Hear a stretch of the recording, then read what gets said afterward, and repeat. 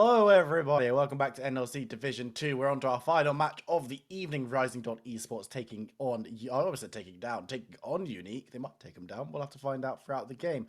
Jamada, big match up at the top of the table. This is the match of the week for Super Week, in my opinion. I think the way that things have shaped up, UniQ and Rising Dawn a little less so, but definitely UniQ look like our strongest team coming out of week one, regardless of how this result falls. At least going by the first two games, right? So I'm excited for this because I feel like Rising Dawn, you know, have been particularly explosive. They feel to me a little bit like a reincarnation of Flung, which is kind of funny when you mention it like that because, well, put simply, on the opposite side on UniQ, they have the old Flung core, right? They have Shafty, Bengi, and Guffey, returning to that role, to their roles as a team together. But they have new solo laners. They have Eden Fox. They have Neus, and I mean, they've been looking maybe like our most clinical team so far in the split. Absolutely. They've looked very strong as a roster, and I'm excited to see what they can pull out as we do move ourselves quickly into picks and bans. Final time this evening. Thank you for sticking with us. UniQ on the blue side, Rising Dawn Esports on the red.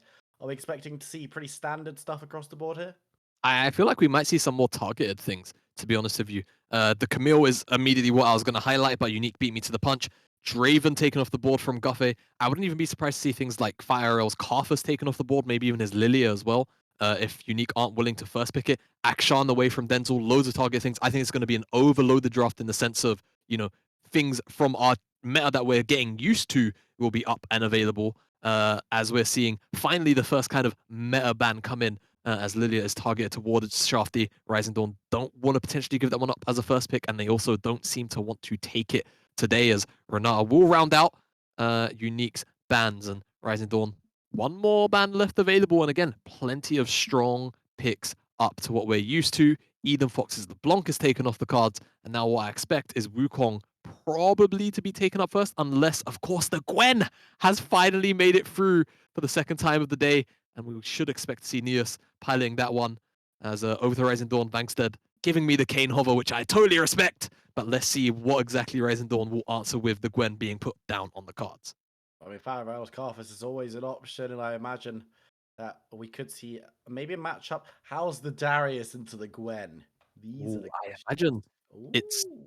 I'm actually not too sure. I feel like Darius would probably win out in most early phases. We'll talk about that if we get it, because we've got our second Callista of the day, and Shafty hovering the cane. I mean, into Karthus, you can match speed fairly well if you're efficient enough. I think it's probably just a hover for myself at this point, but we'll see whether or not we get to see his coveted cane at any point in the split. Could be very cool, but I expect something a little more normal, though. The timer's gone down, and we will get the cane. All right, so UniQ, what will they round this one out with? Because we're looking at Callista already. We've seen Zion too. We know that's not a particularly good lane. Lucian could come out sort of like an aggressive early pick, but honestly, Callista is picked into that in many cases. There aren't too many things that you can really do AD-wise to try and outstat it in the lane. So will UniQ try a different approach? As we've seen a bunch of hovers come through, time has taken, and we will actually get a Seraphine lock, whether that's going into the bottom lane to try and wave clear out, whether that's in Eden Fox's hands. We'll have to wait and see as Rising Dawn take their pick of the layer at R3. Yeah, they're considering what they want to go for, which lane they want to be giving priority to. Of course, they've probably locked in their jungle and their marksman, but you can see it elsewhere. There, you know what, There it is. Jamada? Let's jump back to the question. Before we How can does talk Darius do it to about Gwen? it, because it's come through, I feel like it's a bit of a skill matchup, right? Gwen probably can play around it fairly well. Looking at those apprehend times, it's very hard to, react to it. Realistically, you have to kind of predict it, maybe block it out of the shroud. Darius, my expectations are 1 through probably like 6. You really hard win out. Maybe there's windows that you can abuse. It's all about the trading patterns and ensuring that you're not, taking too many bleed stacks up too quickly. We've seen this matchup already play out, I think, and Bankstead was on the Darius side, and if I recall correctly, he won it, but it wasn't Neus piloting the Gwen, and that's the important thing as we come into the second ban phase. Denzel gets his Tryndamere now taken off the cards, as Guffey also has the Senna taken away, trying to avoid that kind of super passive Senna Seraphine lane in the early stages. And the question will be where else is going to be focused. Are they going to take away another marksman potentially with Guffey? I mean, Guffey could look towards the Seraphine as the option potentially. We've already seen it today down in that bot lane carry role. It's going to be the Pike removed, so not going to be in Rock Bengi that option. We've seen that one do exceptional amounts of work already today as well. So now it's going to be the question of what is going to be the last pick up, or the last ban up, I should say, on the blue side. Yeah, it's definitely a really big question for Rising Dawn for me. What would they want to pair this Callister up with? Because right now Rising Dawn don't really have, another engage option. They kind of are only working with the Callister ultimate itself. I wouldn't maybe mind seeing someone like Tom Kench, just in the simple sense of you can play it in a more aggressive style. The bases are really high, and you can kind of use it as a bit of a denial tool away from Unique at the same time. Because I feel like something like Tom Kench would kind of work fine at trying to negate a lot of the early pressure that could come down from a Callista lane. You kind of outstat most of the melee champions. You should be okay. And I mean, Leona comes in. That's the more of a go button that we needed. Now Unique have the opportunity to pick up a whole bunch of support counter picks, like we just mentioned. Something like the Brom could come in. Something again like that Tom Kench. Even if you really feel like it. Yone gets locked in as well. Okay, Eden Fox special. We've seen that one already. But yeah, support options are plenty. Now that you see this Leona come in, really the choice is theirs. They have a couple of go buttons. The Yone is probably going to be a lot of their setup, but they need another avenue to actually attack Rising Dawn in the mid game. A lot of interesting options. Taric could be a really cool angle to see, in my opinion. It's not something we get to see too often, but we get the very traditional, 12.9 historic matchup of the Nautilus, Leona, and now, I mean, I think Denzel probably does just take this Lucian to ensure that Karthus is the sole AP and should get a lot of lane priority in the mid lane. So, breaking down these drafts, I know it is a whole bunch to talk about. Will, where do you want me to go first? You know what? Let's have a look over at Unique side. Let's see what you think about this one, because it's quite an interesting draft. We don't get to see the Kane and Yone very often. What are you making of this one so far? All right, so I think to me, for Unique at the moment, top side matchup, it could be a little bit rough. You're definitely looking sort of towards that 1 item, 2 item spike for Gwen to come online. I think if Neas knows how to play out the matchup, we've seen Gwen's be able to navigate that one and pilot it to, early lane success, despite Darius being a bit of a behemoth, before 10 minutes or so. Towards the bottom side, I'm expecting, a lot of neutralization. Nautilus comes in as more of a mid-game engage tool, I feel like. You're not really looking to nullify anything in the early stages. Kane, Yone. Yone is just fully looking to survive, farm up, get to that shield blow, get to the second item. I think Kane can have an angle here to play early aggressive. We are on 12-10. Shafty historically has been a blue Kane player. 12-10 actually saw Kane rise to prominence in the red form, in the darkened form, the anti-tank form. It's a very short-range composition. The assassination targets aren't, particularly a plenty, but Shafty has the first strike as we've loaded into gone into the loading screen. So I can reveal it's probably going to be Blue Kane, as he typically does pull that one out. So I'm expecting a lot of passiveness from the early game.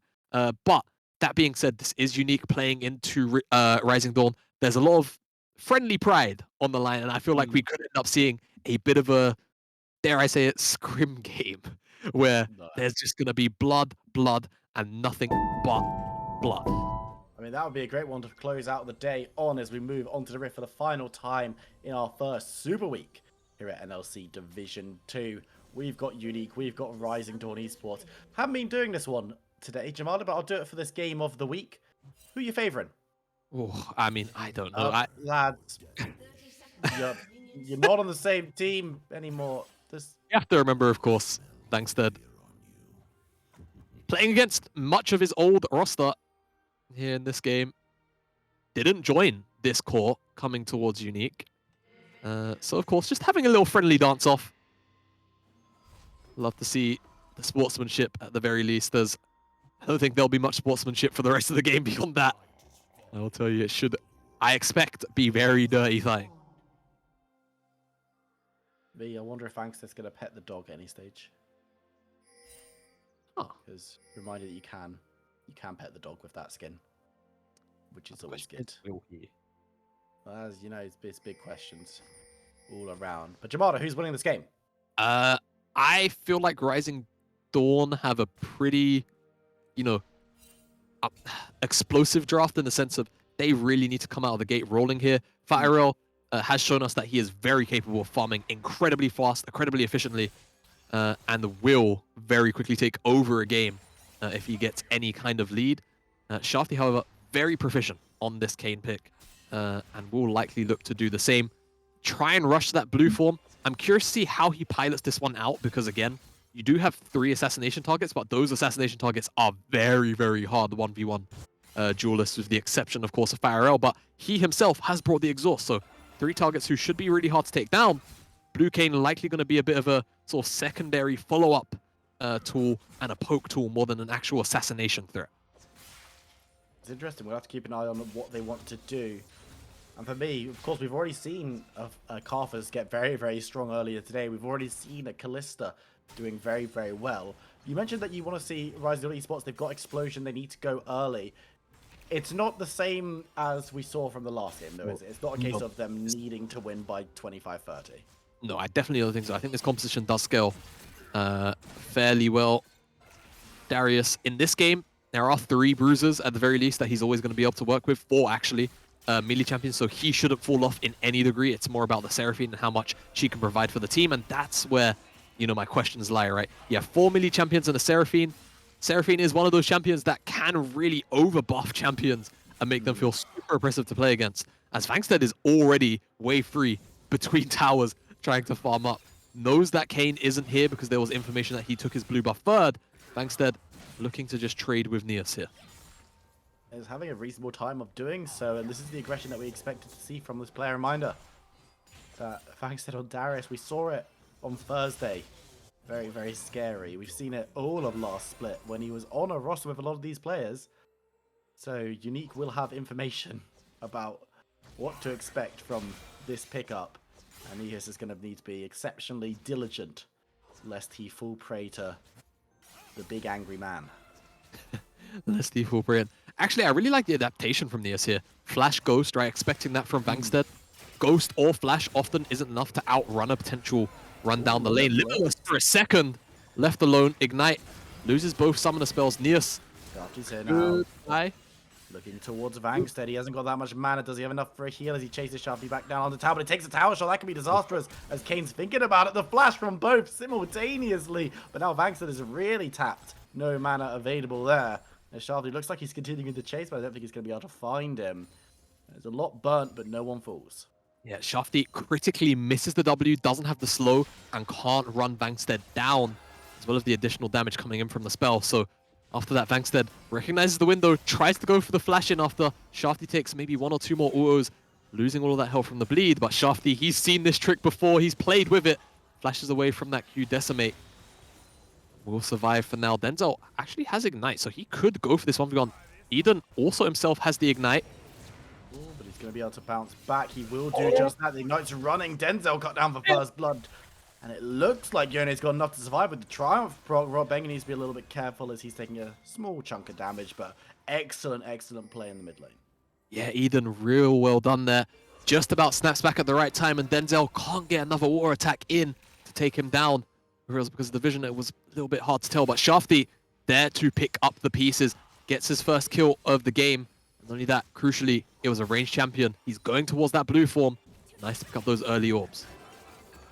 Absolutely. I was going to actually mention that to you because how important is it as a Kayn connoisseur yourself to be targeting your ganks to pick up the right color orbs?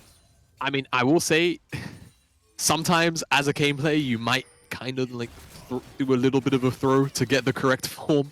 But the spike is so obnoxiously strong that sometimes it can just be the correct play. So early on in the game, it's not the, you know, end-all be-all that the ganks are all going towards the likes of Denzel or towards the bottom side, towards Limitless. But yeah, definitely very crucial that as the bar fills up, you try and target the form that you want to get so that you don't have to wait out that 4-minute timer. Because a champion like Kayn, in base, is very weak after, you know, that sort of 13, 14-minute mark. Beyond that, he starts to really fall off. The champion is designed to already be informed by then, so Shafty will need to try and look to force the issue on that front before it gets a little bit too late.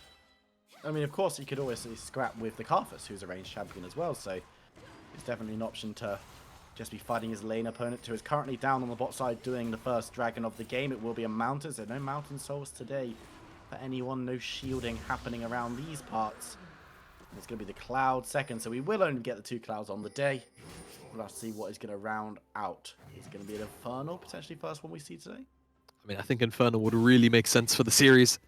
Well, the matchup rather. So much heat in it, but Bankstead in trouble here. Dead. He's gone down. Dead indeed, just a little bit too far forward. Maybe thought he could take the 1v1 if he killed a couple of those creeps and hits level 6, but now those minions are going to die to the tower. Neos is going to take most of this wave. Surprised that Shafty doesn't stick around to help him. This is definitely a lot of time invested by Neos, but at the end of the day, he's still going to be able to reset long before Bankstead should be able to get back to the top side to freeze that wave either way, so he will be okay. Shafty already soaked up a lot of XP from his lanes. Didn't want to do any more damage in that front to Neos on the top side. And it's looking good on the top side for them. Shafty, both kills for the Kane. You're going to love to see that, obviously. Giving the jungler a lot of props there, but very excited to see how champions, especially like the Yone, do in this kind of game, because normally you look melee into range, and yes, there is a bit of a trench between the 2 mid laners in terms of farm at the very least. But when Eden comes online, we know what this player can do even after this short time that we've been seeing him this split. And pick up a kill on him, maybe pick himself up a nice uncontested wave. Things could start looking very bright. Yeah, I mean, that's the thing though, even Eden before he was on this split, spent many split in the Telia League and other leagues as well. His name is always to be feared as one of those mechanical mid laners that can just very simply and very quickly take over a game before you even realize it. So weighing towards that shield bow, once that comes online, once that's there for Yone, expect a little more proactivity coming out of him. For now, has to just yield to the pressure of the early laning prowess that Lucian can bring.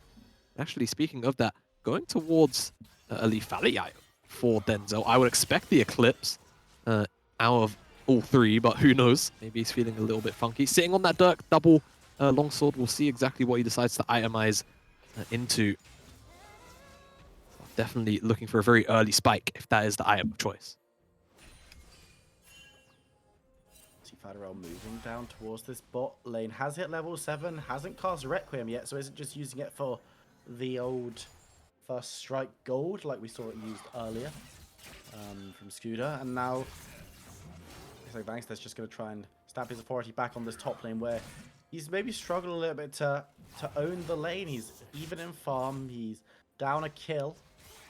So not necessarily what we'd expect from him, but keeping the aggression up nonetheless. Yeah, definitely indeed. Let's see if there's anything else that can be leveraged from that avenue. I think UniQ for now, though, pretty comfortable as a whole to just kind of sit on this farm lead that they have for now. Remember, I'll definitely say they outscale at least 1-to-1. How the compositions will end up interacting with one another, that's a different story altogether. Execution will eventually become a huge part of this game, no doubt. When you have so many of the X-Flim boys in the same Summoner's Rift on different sides compared to last year as Bankstead. Going for the 1v1, that's going to dissipate. And honestly, if Bankstead pulled the trigger on the ultimate, I think he would have killed him, but I'm not sure he had the mana for it, crucially. Was a very close run thing. Maybe didn't know that the Carpus ultimate was going to come down when it did. Depending on the communication of that one, but Bankstead's going to stick around a little bit longer. But with Shafty up there, he decides that it's time to go back and invest a little bit more in his future lane scraps. But Shafty's going to tap him and send him back on his way. Going to waste a little bit of time there. Yeah, I mean, I giggle, but that's kind of a big-ish deal, maybe.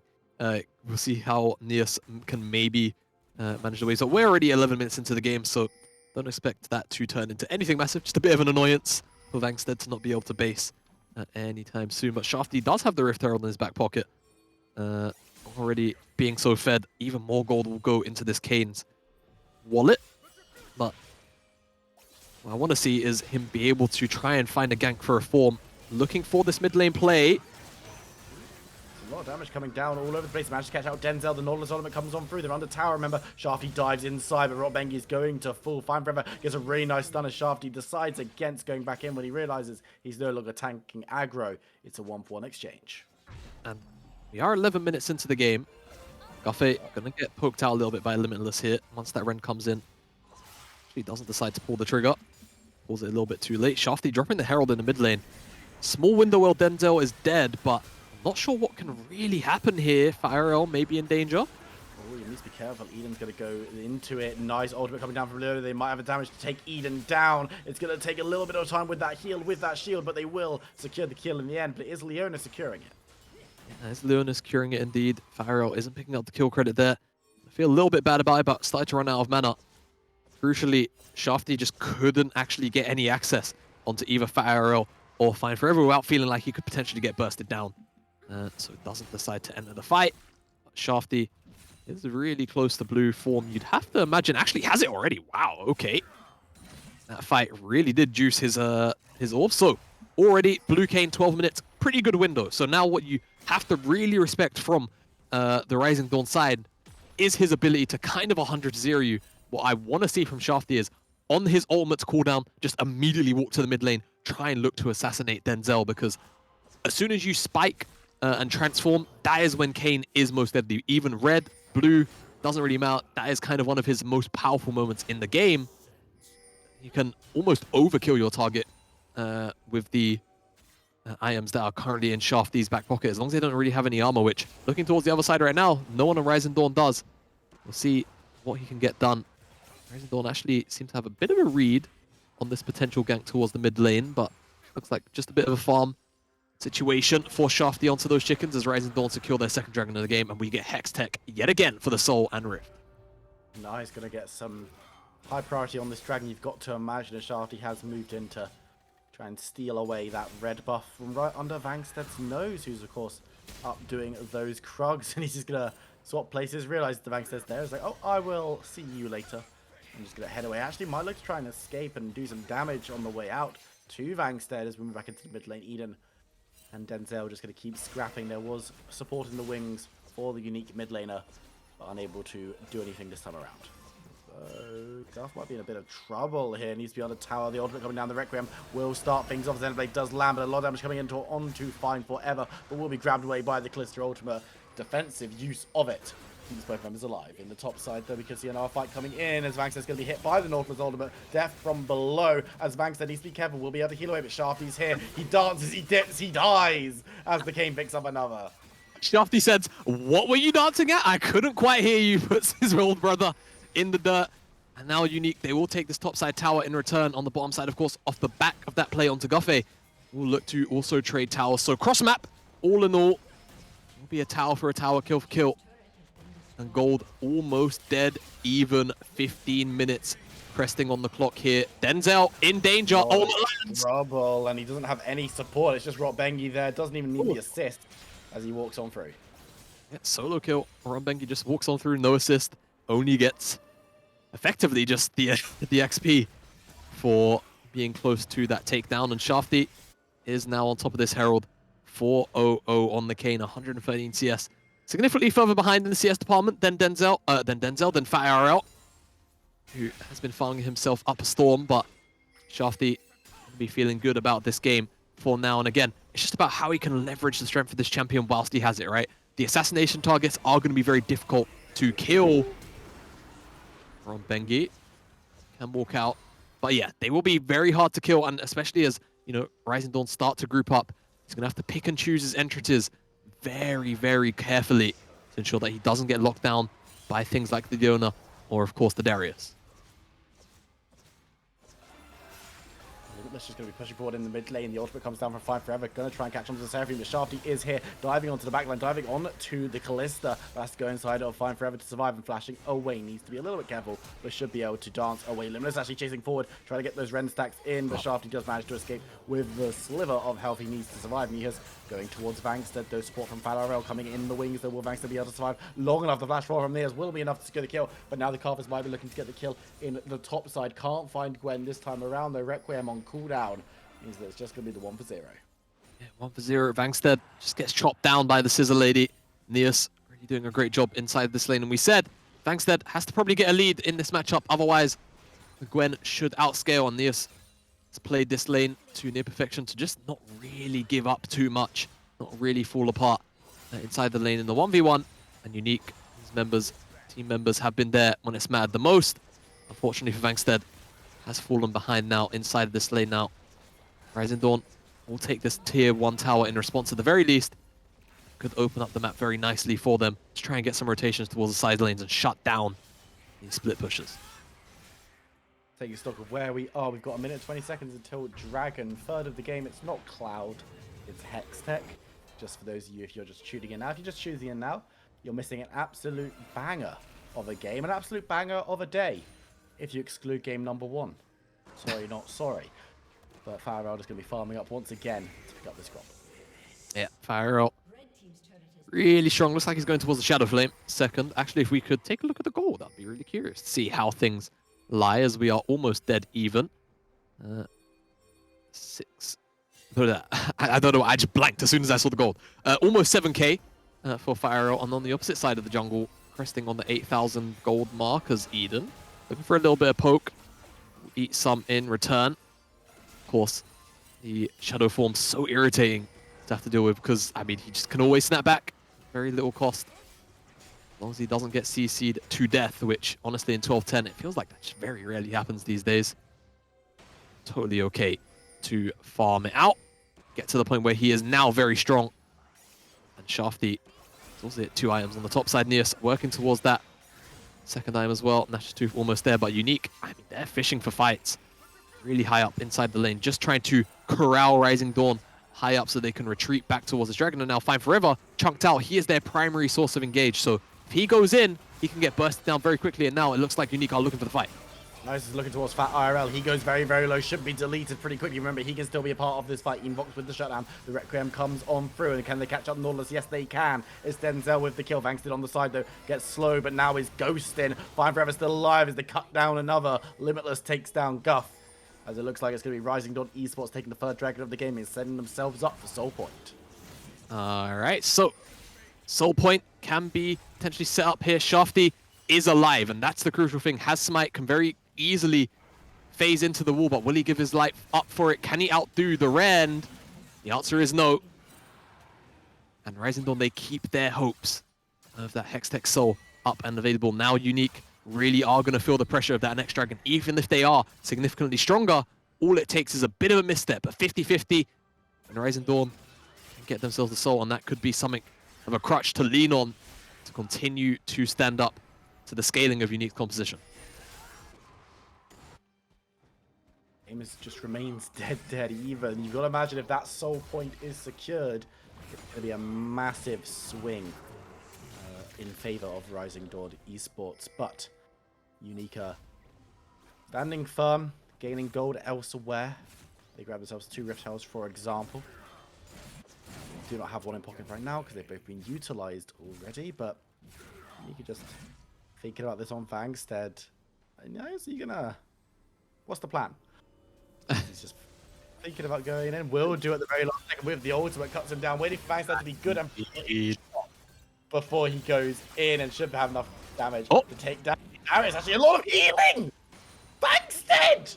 Neos missed his R or his Q. I can't even remember which one it was. He missed one of the spells, and it gives Vangstead the opportunity to turn that one around. Neos with a massive blunder in the 1v1. I mean, you could see the damage. He had that in the bag. Vangstead had no real business winning that 1v1, but he does anyway. After being bullied for what feels like about 20 minutes. Finds a little bit of revenge. Types in all chat, camp me more. And then moves on with his day. But that is very nice of Vangstead to find his first kill on the board. Shafty manages to dance away from the ultimate without being disabled. And now, Rising Dawn Esports hanging around in the mid lane.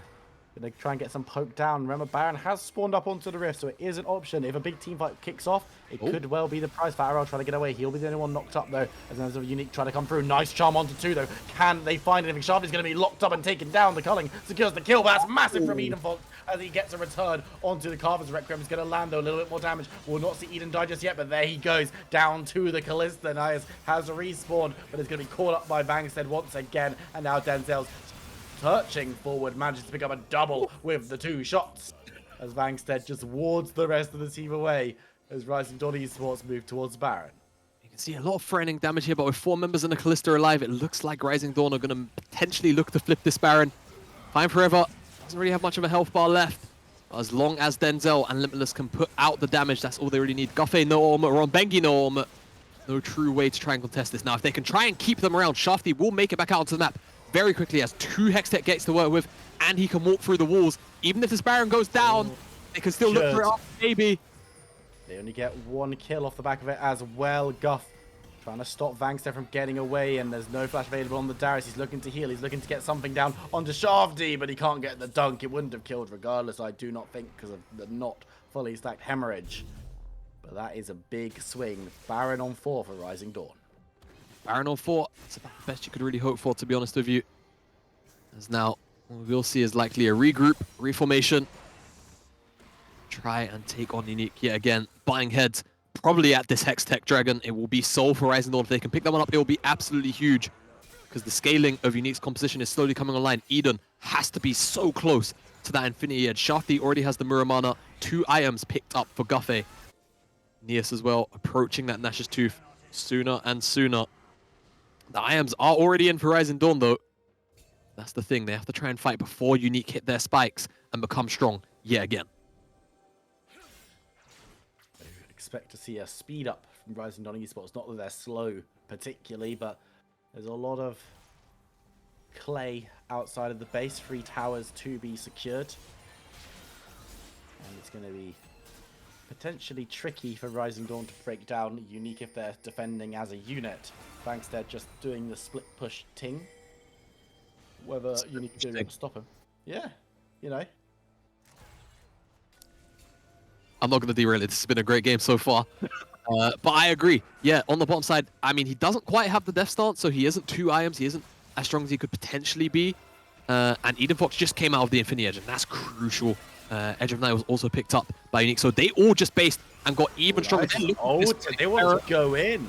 But Denzel with the culling might be doing enough to dissuade. That's a big Seraphine ultimate, lands on 2, fine forever, and Falarabel in trouble. Shafty on the backline looking for something, but Limitless goes golden. He has to dive inside of Denzel to survive. Massive play from Eden Fox as they take down 2. Falarabel to the wind, but will be able to survive just about as they turn toward Vangstead in the backline, though. Eden's there, but Bengi's going to lock him up. The Requiem should secure the Yone, will secure the Yone, but UniQ have 4. Rising Dawn have 2. I don't think they can contest this dragon. Nope, that should be Soul being denied by UniQ, and this is why I was saying their composition is eventually going to come online, and this is why I needed to see Rising Dawn take a little more control of the game than they already have been, because the scaling and the mobility of some of these champions is going to be absolutely absurd.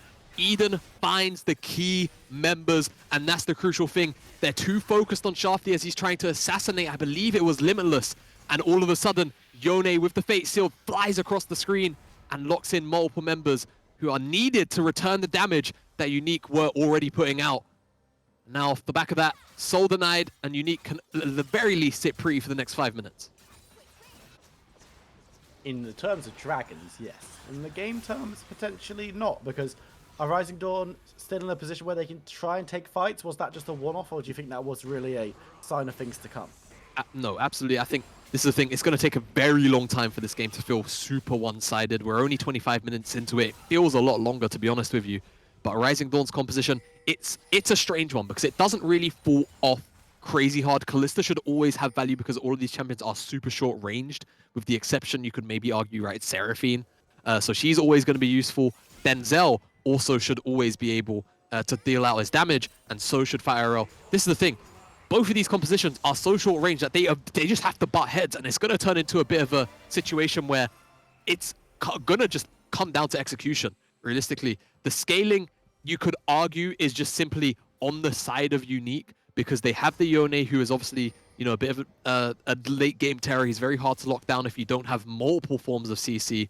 Guffey as well on the Seraphine does turn bruisers into mini tanks with, you know, the addition of the durability patch as well. They are going to feel even harder to take down. So Rising Dawn are going to need these items to come in so that they can shred through, you know, all of the additional HP the Seraphine can provide for these frontliners and divers too. Can just hold up in the mid lane for a second or two longer. Do your eyes. You can rest your eyes for a second potentially because we've got nothing to fight over for a minute and a half. A hallmark of this meta is that you don't necessarily fight over nothing, as Xenofox is actually going to have to ult away from the Leona ultimate. Both those abilities will be up by the time the next neutral objective does, which is the Baron in a minute and a half's time. Will that be the flashpoint that ends this game, or are we going to have to wait for the second soul point? Rising Dawn Esports, of course, do have themselves a slender gold lead, about 1,000 at the 26-minute mark. It's pennies, really. Unique, maybe scale slightly better if this game goes super long. So, exciting end to an exciting day here at NLC Division 2. Vangsten moves back towards the bot side, towards Nihus. But he's looking to recall. To recall, will look to overextend any further. I expect something like a stopwatch to be picked up here by Nihus if he's got the gold for it. To be honest with you, actually, no, the resets being cancelled. They're looking for Vangstead because this is a bit of a 30-ish second time away. If they can pick him off, the Baron's not up to be taken. All they would cede is control of the area, which they could very easily reclaim with some of the scouting tools they have available to them. Yone in his shadow form. Things like Kane being able to see people through walls as well would have been quite nice, but Vangstead, for once, it feels like, reads the side lane situation. Doesn't overextend, doesn't die. He always reads the side lane. It's always just a read of, I can kill them. That's true. That's true. As the Baron, it's up. Viper, it's up. It's available. And I feel like these two teams are about to just fiesta right in front of it. Well, that is excellent news. As Nihus manages to get, but Vangster's going to follow him through the Hex State. Robenga is very, very low as the fight kicks off. Fine forever. Needs to be careful as Edenfox dives on through, missing the ultimate, hits a lot more elsewhere as Nihus gets some damage down. But Edenfox is the first victim of the fight, though, as the Requiem will land. Sharp needs to be very careful, but he gets blown up by the Carvers as Rising Dawn Esports that take the crucial fight. They don't lose anyone. They take down two, and Baron could be the prize. Oh, it's just too messy from Unique there. Too many people going in too many different places. The Hexgate usage, not particularly the best. Vangstead followed as well. Kept his eyes on the prize, and Edenfox wasn't able to connect onto enough people with that fate sealed. Nothing can be followed up on. The encore from Guffey was great, but Rising Dawn's responses across the board were just better. They deathballed and ensured that they dodged out on the key skills that had to be missed in order to survive a team fight. And now they have the Baron. They should honestly be able to pick up the Soul as well. I think Shafty's going to be too far away. As long as they can burst it down in safety, they should be good. Fire is basing with 20 seconds left. Has the Hex Gates, however, to get back out onto the map. And Rising Dawn should secure the area around the Dragon. If they can secure themselves the Dragon itself, that's Baron and Soul. Hex Soul is huge. And for Unique, that could be the major setback. That could be the game-losing setback, in fact, as they're looking to potentially try and get an engage down before the Dragon is stunned up in earnest. Shafty's on the other side of the fight, looking for a flank, potentially, but it's going to be Rotbengi who's likely to pull the trigger with the Nautilus, the engage. Could be big if he can land it. The Dragon's got involved, though. And he's looking to catch someone. He manages to find Battle, but so much damage goes down to him. He's blown up immediately. As you can see, members flying to and fro, but Unique just don't really have the damage. Shafty on the side, though, manages to get down Denzel. Vangster's still there. Fine Forever's still there, but he's going to fall. And do you know what? I spoke wrongly. Unique are the ones who are going to take down this fight. Shafty takes out key members. It's an ace for Unique. And they're going to be able to deny the soul once again. They deny the Soul again. They shouldn't be able to get too much more than that. The Waves just aren't in a great position to really claim any ground. So guess what, Viperin? We're staying in this game. Yeah. We're not going anywhere. Second Hextech Dragon goes over to Unique. And this is the thing. If the spells can hit, Unique can win these team fights very easily. We saw Fyro get blown up in the middle of the team fight. Shafty on the backline into Denzel. If we see, you know, Rising Dawn seed these kind of positionings, these small openings that allow Unique to take over the team fight because they allow their assassins, their carries to get dove by the assassins too freely, then Unique will simply win out. Rising Dawn have to track Shafty. They have to ensure that they're not getting hit by these massive Yone ults, and they stand a chance. But for now, the Seraphine scaling in continues to buff up these bruisers, and Rising Dawn have to try and find an answer soon. Otherwise, I feel like we're going to start to see the fights trend towards Unique. 30 minutes into this game, 5 Dragons already secured. Second Baron has already been secured. Now, question has to be asked where the next fight will be. For Unique, is it about sitting back and just holding out, or do they want to take the initiative now? Yeah, I mean, I think Unique, they can... I think the ball's just in their park. I think they can do either. I think realistically, in League of Legends, you always want to be the first to the punch, though, so we'll probably see them try and take some agency. Vangstead on the side lane seems to be their first target, but they're not going to be able to find anything there. Just take control of the waves, rotate into the jungle, try and turn it into a bit of a bottomless pit for Rising Dawn. try and choke out the vision. They're trying to see if they can catch somebody as they walk up to this mid lane wave. They have a ward in the mid lane, but it's not really going to amount to much. Rising Dawn just doing a decent enough job at sticking together. UniQ, I feel like, probably feel a little bit lost on the map right now because there's no neutral objective to fight over, and they know that if somebody gets picked, it's going to turn into something larger because any number disadvantage is a disadvantage too much, I feel like, in this game. So we'll see how they want to pilot it. For now, Eden was on the bottom wave, probably just looking to farm up and pick up another item. Shafty on the side lane, actually a pretty smart idea to have Blue Cane on the side just because he can slip through the wall so quickly and rotate over to his team if needs be. As long as they know where the Rising Dawn members are, should never really be at too much of a threat. For now, resets come in, and we can take a breather. 2-minute breather potentially, because Baron is not here, Dragon is not here, and there's not that much else to fight over. As it looks like UniQ have taken down the easy to access towers, 2 in the mid lane, outers on the top and bot side. More Shafty still hanging around. Does need to be a little bit careful. That being said, if you've got any inting in you, anyone, now would be the time to do it, because any later and an objective would be forfeit. And Shafty might be looking to take on Vangstead in a gentleman's 1v1, as everyone else seems to be converging on the mid lane. Try and get something happening. Maybe in a fight, Rob Bengi manages to catch onto Fat IRL, but takes a decent amount of damage. The team will collapse in on him, though. Denzel with the cull. Fat IRL has actually got a kill onto Rob Bengi. Is now looking towards Fat IRL. He's going to be cut down by Nias as the Requiem will come. Shafty is going to be taken down on the top side because of that ultimate. And now Limitless is chased away. Denzel needs to dash, but Eden's trying to chase. He'll have to back, though. And now it's Govern Nias 2v2. Vangstead's here looking to cut down Seraphine. Won't be able to get the ultimate off because of the stopwatch as Vangstead goes down. Denzel in full retreat is going to be chased down by Gwen. If Denzel dies, this would definitely be game. I don't know if Lucian can stand alone anyway, as the inhibitor will be cut through. What can Denzel do?